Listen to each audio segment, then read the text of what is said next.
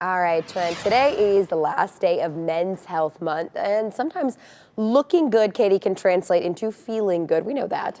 Yeah, and this is translating into action here because all new at 6 this morning, more men are going under the knife to change their appearance.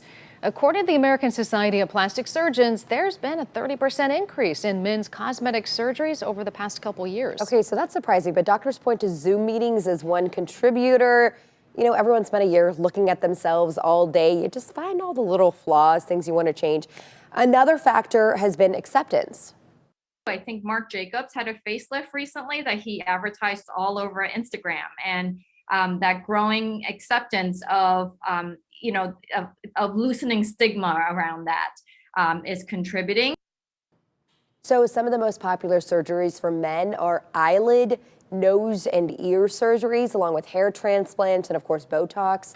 Dr. Ponsky says she always advocates for prevention first. That means using a good cleanser, moisturizer, and, of course, never forgetting your sunblock. In other health news this morning, for the first time, CTE has been diagnosed in a Major League Soccer player. Coming up at 6:55, the family of the late Scott Vermillion will talk about his posthumous diagnosis with the degenerative brain disease. Back here at home, a potentially dangerous situation at Cleveland Hopkins thankfully turned out okay. The hazmat crew was called in yesterday when two workers cleaning a rental car say they got sick after coming into contact with an unknown substance. Well, Cleveland Fire, Airport Fire, and Rescue were called out to investigate, and we're told that right now investigators think that substance was just laundry detergent.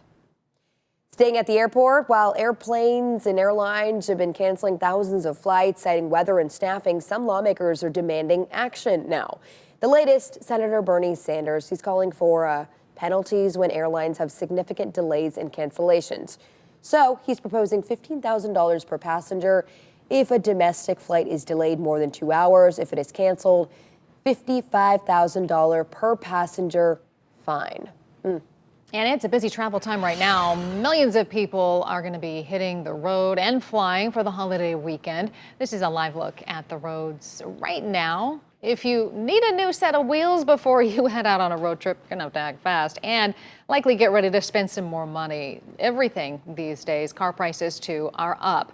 The average price last month, more than $47,000. That's the second highest price ever.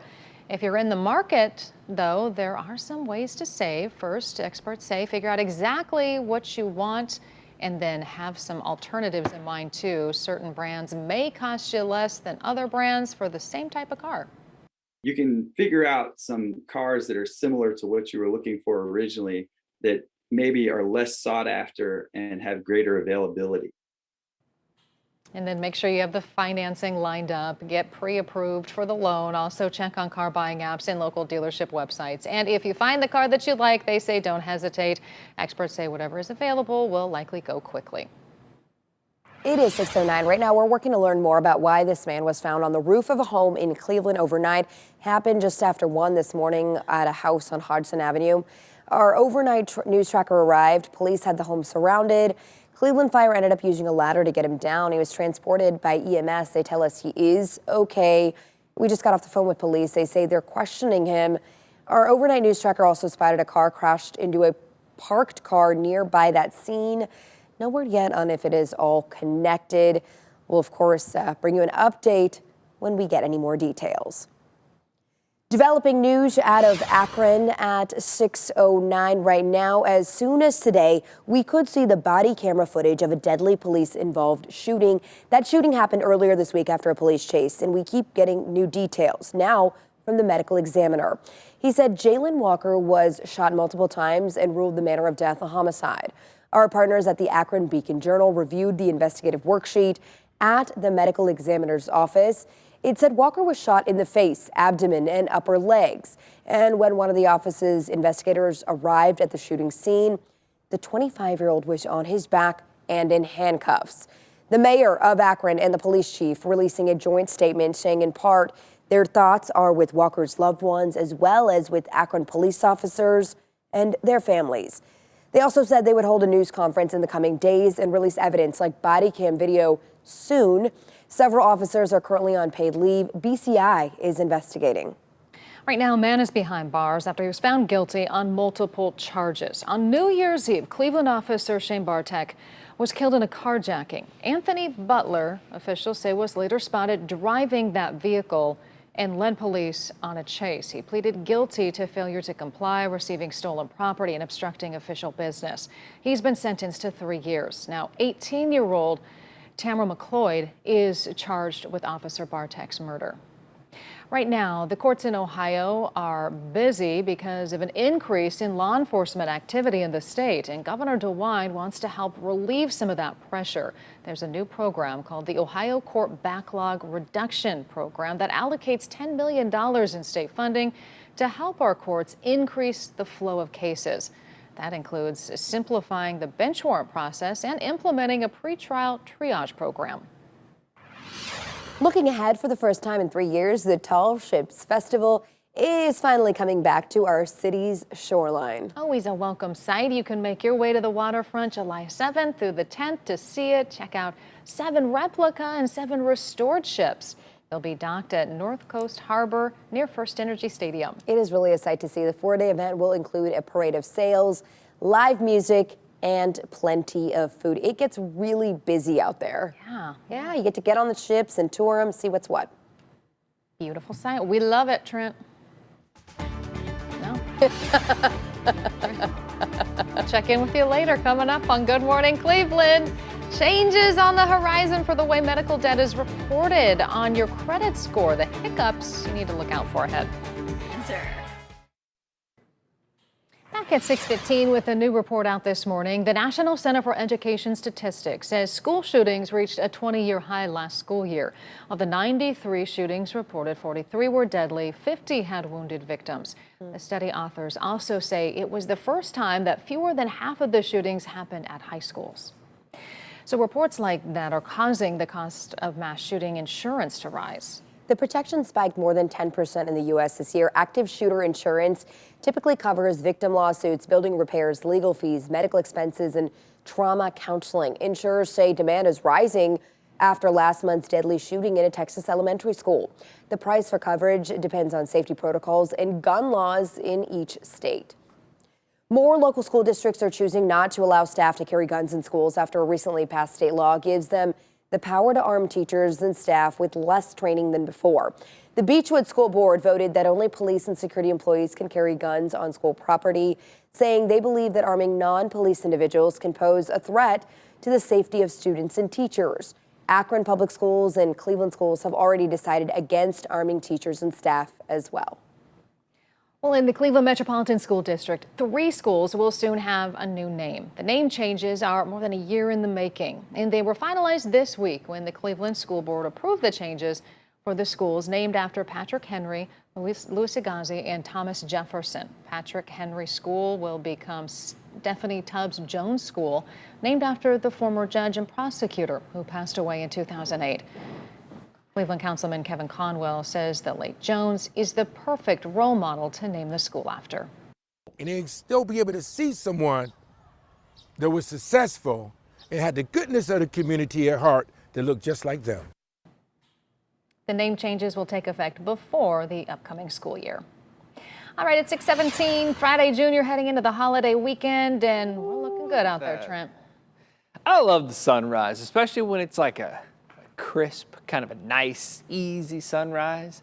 Very easy day today, just hot. Another day in the 90s. This will be number 7. We've had 6 so far this year, which is getting up there for sure.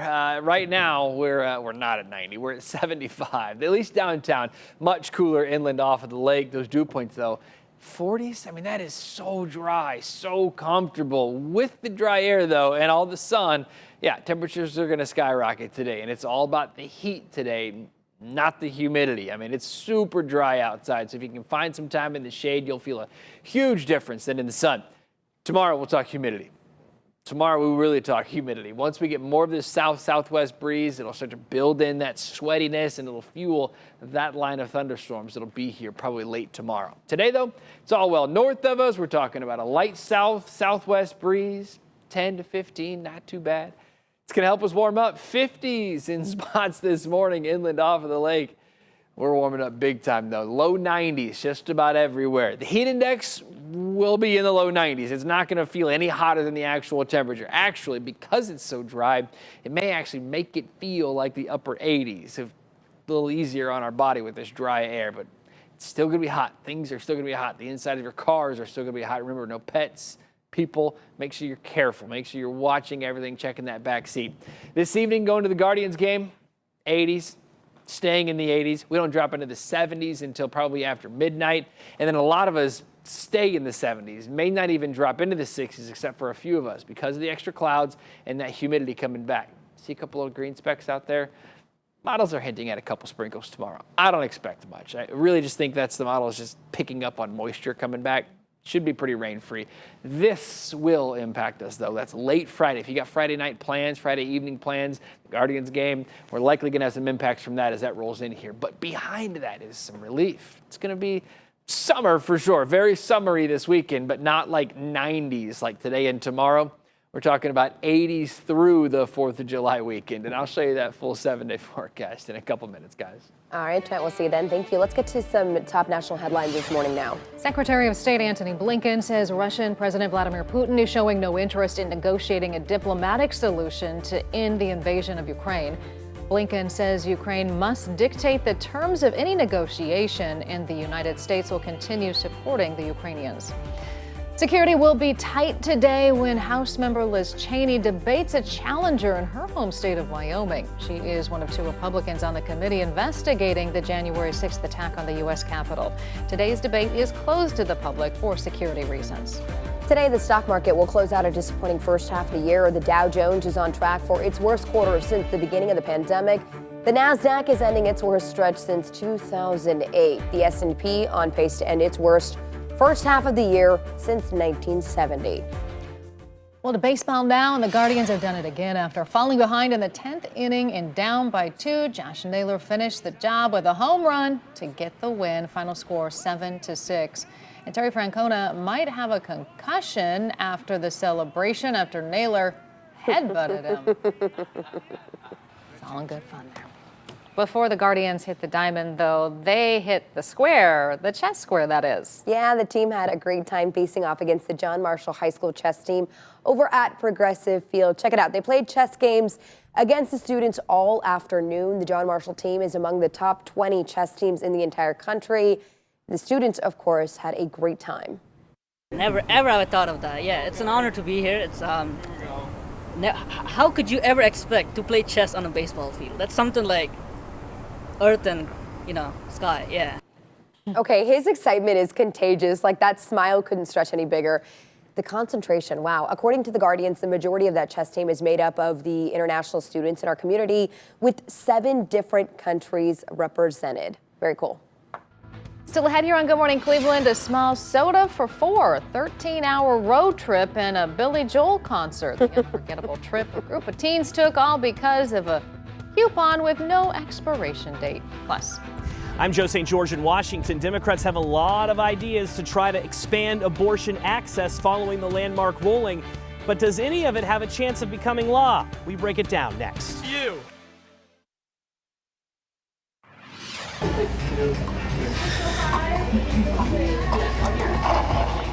Well, that's a sight to see. It's the trending story this morning.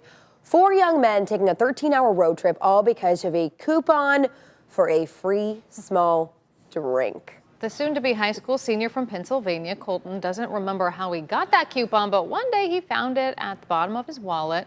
He didn't have an expiration date and was only valid in 3 locations. Okay, so some buddies decided, let's make a senior trip out of it. Oh, to be young again. Traveling from Pittsburgh to Clear Lake, Iowa to redeem the coupon, enjoy their free drink together on a candlelit table, dressed in suits. In addition to the coupon, the group just made a whole trip of it. They stopped for a Billy Joel concert in Indiana. They toured museums. They hit a few major U.S. landmarks along the way. Why not? That sounds like a great trip. Yeah, sounds like a really good time. Trent, you're here but not here. You're here but not here. What do you think of it? Come on, sneak on in. Sneak in. I don't think I was supposed to be here, though. know, just wanted to be part of the group. Lots of You places also wanted to be I'm part of the not group. supposed to be that I end up in. Well, let's get to this one. You're part of this one for sure here. Another fast food chain trending right now because of this photo. A mall vendor in Delaware found an intact vintage Burger King behind a wall. What? It's really kind of cool. When I first saw it, when we first came in here, I was kind of blown away about it myself. The general manager says it isn't clear how long the space has been sitting vacant, but you can see from the video the pastel-colored tables and booths, vintage-looking art on the walls, and the kitchen full of equipment.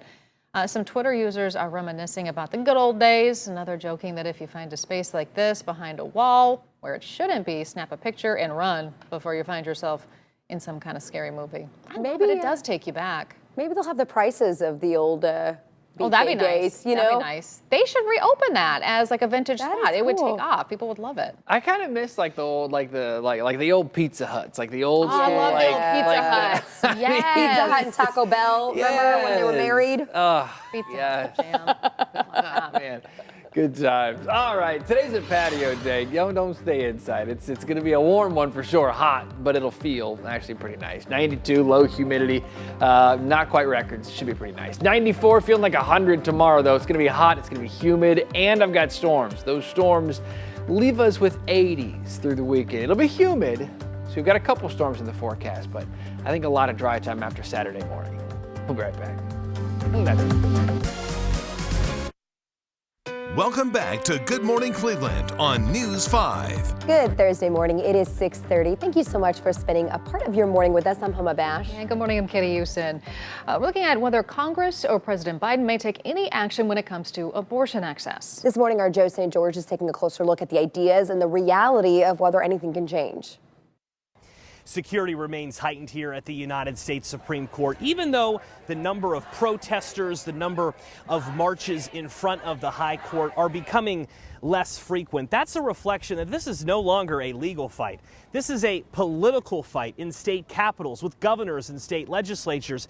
And it's also a political fight in the United States Congress, where lawmakers who work here have some big ideas too. One question is, can Congress do anything to expand abortion access in the United States? And the answer is yes, if they get the necessary votes. Abortion ban, illegitimate! Those marching at the Supreme Court and elsewhere in recent days have called on Congress to codify the right to an abortion into federal law. The Supreme Court put no restriction on Congress passing that.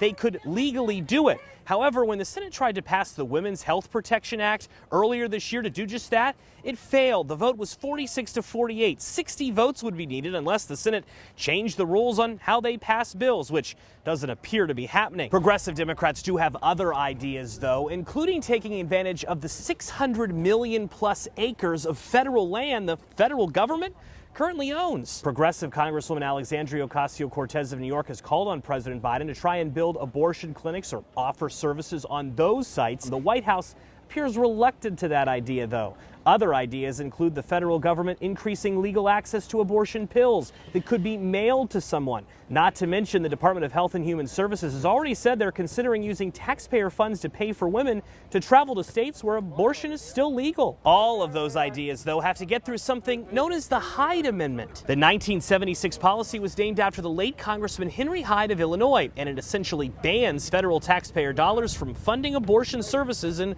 most cases. In fact, passing any new abortion law with the makeup of this current Congress is going to be difficult, but it appears as though Democrats are going to try. Speaker Pelosi telling colleagues earlier this week she would like a vote this summer guaranteeing the right for someone to travel from one state to another for a procedure, as well as better protections for reproductive health data that may appear on an app. On Capitol Hill, I'm Joe St. George. All right, Joe, thank you. Continuing our in-depth coverage of the fallout from Roe, doctors at the Cleveland Clinic tell us in the past week they've seen a 20 to 25% increase in the number of vasectomy consultations. They add that the average patient is between 30 and 40 years old. The majority of patients are in their mid-30s, but I do see some young patients in their 20s, even some unmarried men who have decided that they just at an early age don't want to have children. They estimate about 500,000 vasectomies are performed in the U.S. each and every year. And at 6:33, let's take a look outside, looking at a beautiful skyline. Looks gorgeous. Gorgeous outside. I like it. 60s to near 70 right now downtown. Much cooler inland away from the lake. 57 in Orwell. Should be a beautiful start to the day. Your morning drive, no worries. Open the windows. Let some of this nice air in. 64 in Akron. 65 in New London. I've got a couple 50s once you get a little bit farther inland away from that warm lake. Carrollton right now is at 60. You've got 51 in Ravenna right now. Or is that Ravenna? Nope. 61 in Alliance. I guess I need to get my glasses fixed so I can see what that says. Anyway, 57 in New Philly. It's a nice start to the day. Upper 50s, low 60s inland off the lake. We'll make it back into the 90s this afternoon. It's going to be hot. It's not going to be humid, though. Tomorrow will feel completely different. Still hot, still 90s, but we're going to add humidity and a couple storms, guys. New from overnight, a man shot and killed at this express stop gas station on East 116th Street and Miles. Cleveland police say the 34-year-old was dead when they arrived. The homicide unit is currently handling this investigation. We'll keep you posted as soon as we learn more information. A child at the center of an Amber Alert is now in the custody of Children's Services. Mansfield police say the 11-day-old baby was believed to be in urgent need of medical attention because she was born at mom's home. That woman is now in police custody pending an investigation. New information this morning, a tiger in Ohio has died because of COVID complications. The 14-year-old animal contracted the virus, then developed pneumonia, died at the Columbus Zoo last weekend. Now the zoo is requiring staff working with animals like cats and apes to wear masks. Other animal news, even more bears being spotted across Northeast Ohio. The most recent in Fair Lawn. These photos are from the bear in Bath Township. There were sightings in Lake County as well. Don't forget, if you see one, keep your distance, back away slowly. In just a few hours, the Ohio Jobs Report will be released. In last week's numbers showed fewer Ohioans filing for unemployment benefits. Ohio's unemployment rate is 3.9% right now, a lot better than we were this time last year at 5.4%. Meantime, the Bureau of Economic Analysis says the U.S. gross domestic product dropped 1.6% in the first quarter of the year, further fueling concerns the United States is entering a recession. A new poll shows 79% of Americans describe our economy as poor, and 85% believe we're on the wrong track. All right, it's time for some better news, some good news this morning. Let's go, NEO, our series bringing you all the different things happening across Northeast Ohio for some summer fun. There is a lot going on. Grab your bay, Katie. Head to Bay Days. The fun all starts in just a few hours. John Rutter has been in Bay Village all morning long, soaking up the sights, the sounds. John, take it away. Yeah, hey, Homa, good morning. Good morning, Katie. Yeah, I tell you what, there's not much better than a funnel cake, maybe some fries, an ice cold lemonade on a nice July day like this. You can get all of that and more at Bay Days here in Bay Village. The annual celebration, returning here to Cahoon Park. Mayor Paul Kumar joining us this morning. All right, got to ask you, favorite part of Bay Days? The curly fries and funnel cakes. You were talking about all the things that you can enjoy. The curly fries, the funnel cakes. We got the rides behind us. What else can folks come out here and enjoy this weekend? It's just a great time. Rides, games, food.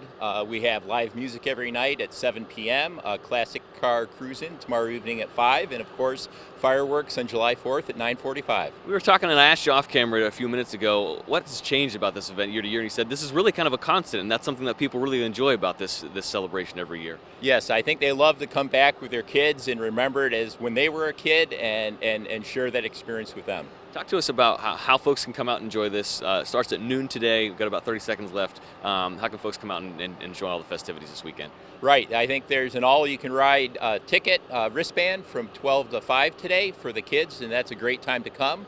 And we have a new library next door, Trails, and we're right next door to the Metro Parks, and they have swimming. So come on out and enjoy Bay Days. All right, Mayor, appreciate your time. Thanks for waking up with us this morning and heading out here. Bay Day starting at noon today, home. I was going to hop on the slide, but he said no, the rides haven't quite been inspected just yet, but they will be ready once everything opens up at noon today. It looks like a great time. Fair rides and food and hot weather. What a better combination. Thanks, John. Thanks, Mayor. Appreciate you. Also kicking off today, cruising the Crawford. It is at Crawford Auto and Aviation Museum in Cleveland. You'll see lots of these classic cars, motorcycles, even planes inside and outside the museum. To get in, the charge is $20 per carload, but if you're a member of the Western Reserve Historical Society, you get in free. The event lasts from 4 to 8 o'clock. Those are some cool rides. Ooh, yeah, I'd say so. All right, coming up, all new for you at 6 o'clock. Could medical debt be impacting your credit report? And could it be a thing of the past? The changes coming tomorrow and the discussions happening on Capitol Hill. Drive Ohio. Back now at 6:41, you will soon be able to test your singing skills on a popular audio streaming app. You got those pipes ready, Katie? I'm always ready. Spotify has been testing a new karaoke mode that lets you sing along and then you get a score on your performance. Karaoke mode has not been officially announced, but several users have shared screenshots of it on social media, getting people excited. Users with access right now say a sing button appears on the lyrics panel. You guys, so right now I get shut down by my almost 4-year-old every time I start to sing. We love to sing along. We used to love to sing along together to all the Disney hits, but now she goes, Mom, no, Mom, you can't sing. Mom, you're ruining it. No, Mom, you can't sing. Mom, please, please. Like, I so would I'm just score over there 0 out singing of quietly to myself. 10. Just don't have it. Just don't have it. I don't know. I sing great. I don't know what anybody's talking about. I don't know what I don't know. She what would it's like definitely to tell miss you a that you note. can't sing. Actually, probably not. She'd be like, yes, more of that, more of that. Nice. All right, 6:41. Let's head you out the door this morning. We're looking all right. We're looking at temps right now in the 40s. Actually, that's not true. 50s and 60s.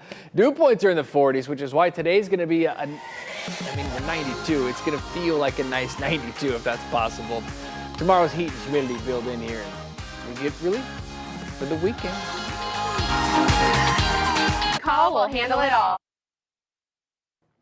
It is 6:45. We're back with the stories you need to know before you head out the door this morning. Changes are coming to the way medical debt impacts your credit score. So anything that you've paid already is supposed to be dropped from your file starting tomorrow. Also, any unpaid bills won't be reported until 12 months have passed instead of 6. But you need to be checking your credit report to make sure this actually happens.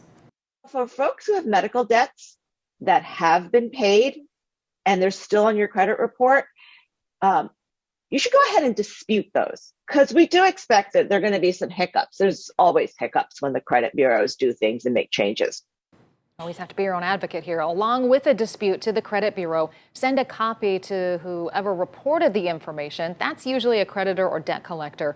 And by next June, credit bureaus are also supposed to stop reporting unpaid medical debts at less than $500.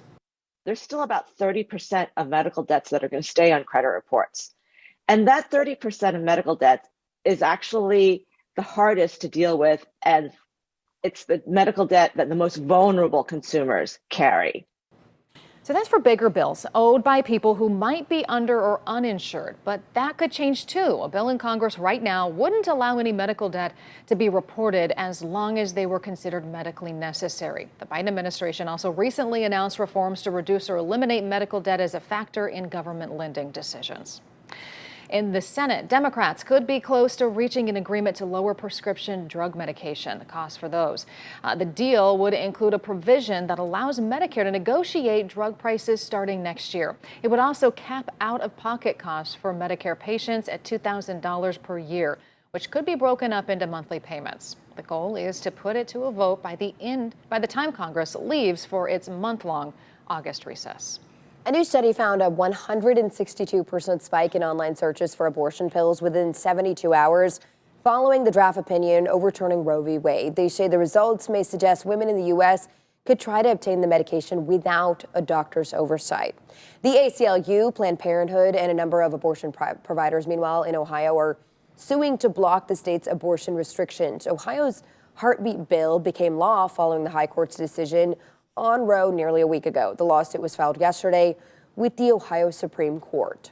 And an effort to give Ohio voters the final say on abortion. Ohio Democratic candidate for Governor Nan Whaley wants a statewide vote on a constitutional amendment that would guarantee access to abortion in Ohio. But getting a measure on the ballot is not an easy process. Whaley says that's why they're setting their sights on the 2023 ballot. Of course, this is all developing news, so we'll continue to track it. Stay with us on air and online at news5cleveland.com for the latest updates. Taking a look outside, look at those bright blue, crystal clear skies. What a beautiful Thursday, Trent. Beautiful Thursday. You know what's going to be there this weekend at First Energy? Who? Monster Jam. Ooh. Monster You love big trucks. I do. Oh, man, it should be a pretty nice little Saturday evening for it also. Got to talk about some cooler air coming in here and a couple storms. But today, no storms and no cool air unless you're in the shade. Man, 95 is the record. That's the high set back in the record high set back in 1941. We're not going to beat that today, but we'll get into the lower 90s. And with this lack of humidity, dare I say a comfortable 92? Like, it's still going to be hot, don't get me wrong, but it's not going to be like the last couple times we've been in the 90s. We've had several 90s this year. This one